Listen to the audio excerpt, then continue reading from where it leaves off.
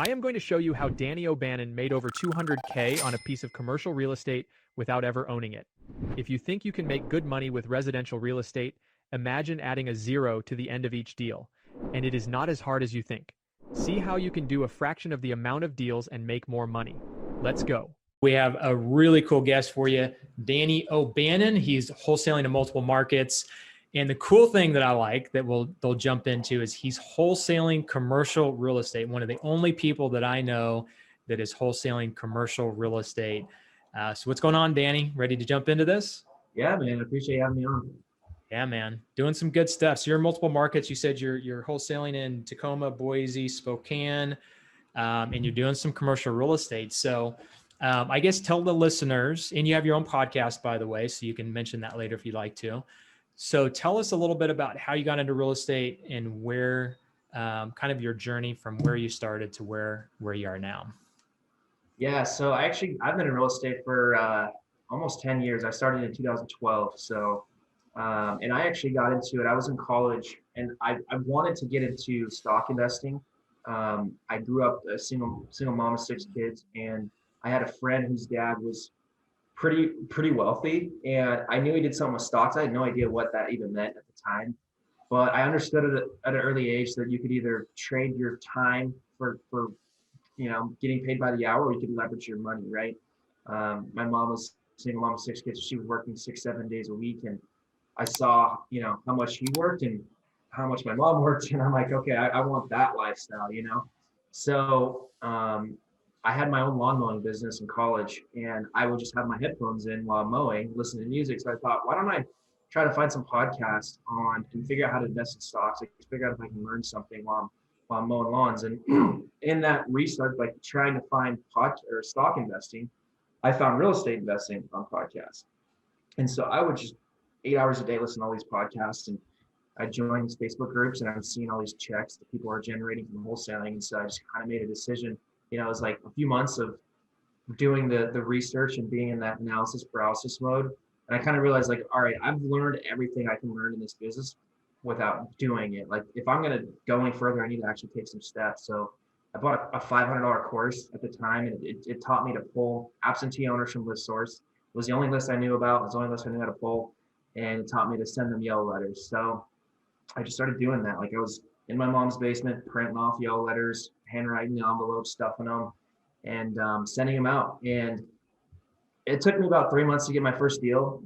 It was pretty brutal. You're getting these calls, you don't know how to talk to these sellers, and I'm just making a joke of myself on the phone, right? And I was getting pretty discouraged. And finally, I got a call from a seller, and she's like, well, how are you going to buy my property if you haven't seen it? Like, you need to come see it. Come out here and see it. So I'm like, okay, so I set the appointment, and I did not want to go. Like, the day came, and I just knew that, I didn't know what to say to this person. Like, I was just thinking of every reason why I shouldn't go. And I finally was like, you know what? I'm just going to go. Like, even if I fail, I'll learn something. So one thing I did was I had already started kind of networking. So I reached out to an agent. I just said, hey, will you send me the lowest comps in this area for this house? And so I met the seller at the house. It was a vacant house. We walked the property. We stood in the kitchen. And she's like, well, what can you pay? And I said, well, here are the sales in the area for a property like this. And she said, oh, wow, okay. She's like, well, how about 50 grand? And at the time, like, I didn't think it was a good house. I didn't think it was a good area. I didn't really even think 50 grand would be a good price. But I had found one person in this market that was doing deals. I found him on Craigslist. And I previously took him out to lunch. So I kind of knew him a little bit. So I signed the contract with her. She gave me the key right there. I put $100 on the contract for earnest money, and I had to drive to my brother's house and borrow $100. And then I drove to her house and gave her the $100 because I didn't know you're supposed to do it with the title company. And then I called that buyer, and I met him over there.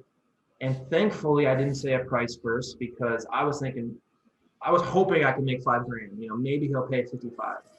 And he ended up saying, I can pay 70 for this property. So we did the deal. I made 20 grand, and that was kind of my entry to the business. That year I ended up doing 9 deals. And my 9th deal I took down as a rehab, which made every mistake you could make doing a rehab. I was on the job doing demo, like doing all the work myself. And I figured, while I'm rehabbing, I'll just do more wholesale deals. Well, I didn't do any wholesale deals because my time was split, right? I was going to school and I was working in my rehab. And so I actually had to go back and get a full-time job once I graduated school. And I did that for about 3 months. I'd work from like 7 to 3:30, and then from 3:30 to 10, I'd work in real estate. And after 3 months of doing that, I had made double what this job was paying me a year in 3 months. So I quit that job, and I've been in real estate ever since. And that was probably since like 2013 or 2014. I love that. And that, go ahead. Yeah, I was gonna say I love that story, man, because like a lot of people get analysis paralysis and don't even go on the appointment, right? I mean, you Right. almost didn't, right? It's like it's a mental game. It's like you can get as much education as you want to, and a lot of people will spend. I know of people spending $50,000 to $100,000 on education, and they don't use it, right? So just showing up, right? You didn't have to have like the greatest skills. You didn't have like you showed up and you had someone that gave you a price that worked, right? You didn't quite know it at the time that it worked, but you made it happen. And then you took action and found someone that would go look at the property to see if you can wholesale it to them. They made you an offer, and bam, boom, that gives you the confidence to put that deal together and move forward, right? Because without that deal, it probably would have been a lot tougher for you to do the next, like to continue to, For sure. in the business, right? You just need that taste, that, that one deal you get under your belt, and you probably look back at it now and you think to yourself, that was the most easy deal that I could have done, knowing what you know now, right? 100%. Yeah. And it's funny that you say just show up, because like that's kind of been my motto, even to this day. Business gets hard, especially when you're trying to scale and either learn a new thing or get into a new market. And that's always my motto, is just show up every day. Show up with your team shows up every day, and you drive forward, you constantly push through those barriers. And so, yeah, I mean, we've had quite the journey over 9 years. The company's changed a lot, and I feel like we're always changing. We're always tweaking things and doing new stuff. So So I want to take a moment to share with you 10X TV. It is the buzz in the real estate investing world right now. And guess what? I was one of the first to do TV commercials over a decade ago. If you want high quality, motivated seller leads that are asking you to do business with you instead of you reaching out to them, go to claimmymarket.com. And we will show you our TV launch formula. We have the shows and stations that we know work. We have the scripts that we know work. We've basically taken the formula that I've created over the last decade plus that I've been doing TV commercials, and we are now plugging it in for over 100 real estate investors around the country. And if you want to be one of those as well, reach out to us. Claimmymarket.com. If you want to 10x your marketing, go and apply and see if we have a spot in your market. Now back to the video. Well, you hit a point that not a lot of investors hit. You're doing 100 deals a year, or you did at one point. I can't remember exactly what it is, but let's transition. That's not the most impressive part. Let's talk about the commercial real estate, because I've had three pretty successful commercial real estate guys on the show. You may know some of them: Corey Peterson. Oh my gosh, I'm sorry. I'm drawing a blank on the other two. So Corey Peterson, very successful commercial developer, and I've had a couple others as well that I just interviewed. But they take properties down. Like, they actually buy them, they'll reposition them, or just cash flow them, syndicate them, bring investors in. But you wholesale commercial property, and I think you said one of them you didn't even really mean to, and you got some pretty big checks from those. So tell us about those. I want to hear about those. yeah, so I've met a lot of the guys. Probably some of the guys you mentioned that I know, and I see how what you can do in the commercial space, right? Closing on these properties. And so we made the decision last year that we're going to go all in on commercial and add that division to our business. But we're wholesalers at heart, right? Like, I've never done a syndication. I've never done a value add and repositioned a property, especially one that's out of state, that's 108 units or anything, right? So once we made that decision, we just started applying the wholesale model that we know that works into the commercial space, right? I mean, it's a completely entirely different business, but in terms of the acquisitions and generating leads and acquiring deals, like, we just applied that, and I think that gives us a competitive advantage of a lot of people in the commercial space. But so we started doing our marketing, and we got a deal under contract that was an 86 unit in Nacogdoches, Texas. Never heard of it, never been there, I just heard of Uh, it the other day. I have yeah. someone that's getting ready to do TV in that area. So Okay, that's funny. That's the first time I ever heard that. And then you mention it. So yeah. yeah. So we got a crazy good deal. I think we got it for like, gosh, I'm trying to remember the numbers. I want to say we got it for like either 800 and we sold it for 1.1, or we got it for 1.1 and sold it for 1.4. But either way, we got a really good deal on our contract, and we brought it to one of the guys that we know that are closing on deals, and we wanted to be a part of the deal. We wanted to just get. He was going to pay us 100 grand and give us an acquisition like limited partner percentage equity in the deal. But his financing fell through, and we're like already 30 days into this being under contract. And the reason why it fell through, by the way, was because it needed like $1 million in renovation. And we had this thing for like $1 million purchase price, right? So the bank looks at, okay, what is the percentage of the repair budget versus the purchase price? And they want, like, I think they wanted it to be around like 64%. Well, we were well above that, but it was because we got such a good deal, right? Like we got such a low price that it was like 90% of the purchase price was going to be the renovations. Right. So his financing fell through, and rather than exploring other options, he just pulled out on us.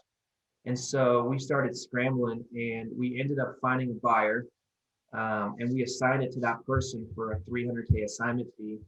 But what was interesting is he actually turned around and reassigned it for 175K assignment fee. So this deal had a 475K assignment spread on it. That's insane. And there was a lot of I would say, like, doing TC and single family, there's a lot of problems that come up. Well, doing transaction coordination in commercial, there's like even more problems, right? There's just a bunch more due diligence, a lot of more reports that you have to get, the financials. And the particular seller that we're working with, I mean, to put it lightly, like they were just a little bit crazy. And so we learned a lot in that deal. But yeah, we got it closed, and our first deal, we made 300 grand. And then that was kind of like, okay, we can do this. When we got into commercial, a lot of people told us that you really can't assign apartments or commercial deals. Like, it's not really a thing. Like, people were kind of like saying that. I was surprised, but I figured there was a way to do it.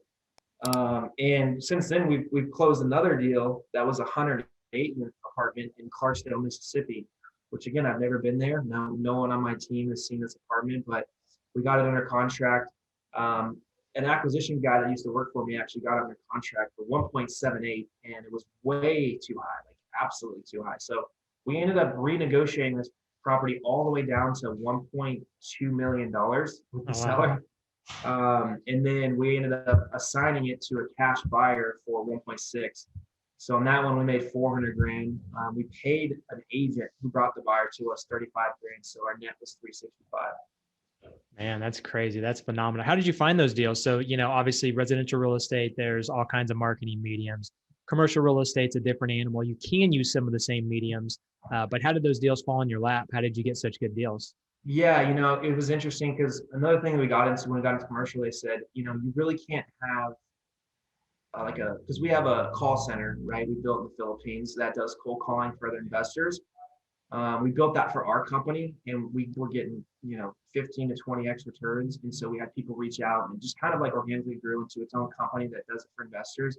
But it's in the Philippines, right? And the commercial guys are like, I don't see that working, like cold calling these property owners with those type of callers. And so we're like, well, we're just going to test it. And so we have that company does our SMS marketing and their cold call marketing. And so that's what we did. We just plugged in commercial list into SMS marketing channel and the cold call marketing channel. And the first deal was a text message lead, and the second one was a cold call lead. So what I found, honestly, is, a motivated seller is a motivated seller, whether they're selling a house or an apartment. Like, they have problems that need to be solved, and you as an investor is a problem solver, right? So you're there to help them. And if you can't help them, if they don't have a problem to be solved, like, you're not going to do a deal anyways, right? And so we found that so far we've had success with the same marketing channels that we were using in single family. It's so interesting. I saw your hat and I'm like, that hat looks so familiar. I actually am getting ready to sign up with your company. Call to Scale, right? Yeah. Yeah. Devontae is who I'm working with. I don't even know how I got in touch with him, but He's an that's animal, man. that's so funny, dude. Yeah, he just sent me a link to sign up, I think yesterday. I haven't had a chance to sign up. But yeah, talk to him and love it because I'm paying per lead. You have a per lead program where you Yeah, don't just charge per hour, which I really like. So that's awesome. yeah. So the website is call2scale.com, and that's with a number 2. So if you guys want to go there and check it out, it's a pretty cool program. So commercial real estate. So you cold calling with commercial. Again, I think about 15 years ago, I've been in the business 20 years. About 15 years ago, I remember someone telling me they heard about a deal where someone made $1 million wholesaling commercial real estate. And at Yeah. the time I was like, man, that would be awesome. Maybe I need to look at commercial real estate and wholesaling and all that. Over the last 15 years, I don't even think I've heard of anybody really wholesaling commercial, maybe like a 4-unit building or something like that and making, 20, 30, 40 grand, but wholesaling big commercial buildings. What would be, so that's something you're obviously getting into more. So are you starting to take down more commercial deals? Or are you wanting to still wholesale commercial deals? Yeah, so we don't want to be in the we will always be wholesaling like deals here and there. Like not everything fits our buy box. Like for example, we got a 48 unit under contract that's not necessarily a value add. Like the person who bought it just did all the work and he's already at the top of the market rents. So we assigned that one for just a 100K assignment fee, right? But we want Just 100K. yeah, right. A light 100K assignment, but no. So we want to be closing on these. The biggest hurdle is, we don't have a bank's going to look at me and say, well, you have to have the balance sheet, right, and you have to have liquidity to get approved for a certain type like size loan. And so when you're buying a $5 million asset, like, I think it's like at least 10% liquidity in the bank, and I'm not sure what you have to be worth, like maybe at least 5 million, something along those lines, right? So we need to develop relationships with people who could sponsor loans that have the experience. So a lot of my friends, like I have a buddy who got into it at the same time as us, and he closed on his first deal. And basically what he did was there was a guy who's done commercial deals, who's got a portfolio, so he's got the balance sheet, he's got relationship with banks, so he was able to sponsor the loan, get a third of the deal. And he brought another guy in who brought in some money. He got a third of the deal. My buddy got a third of the deal. So I'm trying to put together some relationships to where I can find, good guys that we want to work with, and that we can do some business with, where we can actually close on some deals, start raising money, and then eventually we'll start a fund, and then we'll close on deals in the fund. Awesome. Yeah, I've got some really good relationships. Corey Peterson, I mentioned, if you don't have his contact information, I'd love to connect you with him. Yeah. I'm sure he'd love to maybe participate and help you with your deals. And then I've got another guy that started exactly the way you did in commercial, where he was getting sponsors. He was giving up like 70% of the deal. Yeah. Long story short, I was actually, interesting enough, I was loaning him money to keep his business going. And now I think he's got like $400 million in real estate. Like he just blew it up over the last 5 years. So if you want a connection with him, I'm sure he'd love to. Really good guy, would share any kind of information with you, but he's scaled up really quickly. He's raising a lot of money. He's actually going to, I don't know if it's hedge funds, but he's going to these big funds now that he's done a certain amount of deals. And instead of having to raise 100,000 at a time or even 500,000 at a time, he's got these big funds that are giving him millions of dollars at a time to invest in deals. So he doesn't have to raise the money from a lot of different investors. So he'd be a cool guy to talk to. Yeah. So That'd be great. Yeah. Anybody that you can connect me with, that'd be awesome. I might know who you're talking about, but I haven't met Corey yet. So. Yeah. Well, cool. What else would you like to share? I mean, you've done a lot in the last 8 years, man. Congrats on your success. I've been in the business 20 years now. 8 years, the business has come more and more competitive every single year, especially in the last 10 years. What would you contribute, other than just showing up? What would you contribute to the growth and success of what you're doing? So not only have you done residential, you're not doing commercial, you started your own call center, like you're doing all these great things. What would you say the secret to getting to where you are now that you'd want to share with the listeners? Yeah. So what I've been really good at is like, I don't pretend to be the sharpest guy in the room. I'm very impatient, so I don't want to recreate the wheel anyways, because if I want to do something, I want to do it as quickly as humanly possible. So just aligning yourself with the right people in the industry. there's somebody that has a business model or is doing something that you want to do, like see if you can get around that person. Maybe they sell education, or maybe you can just bring some value into their business and they'll work with you.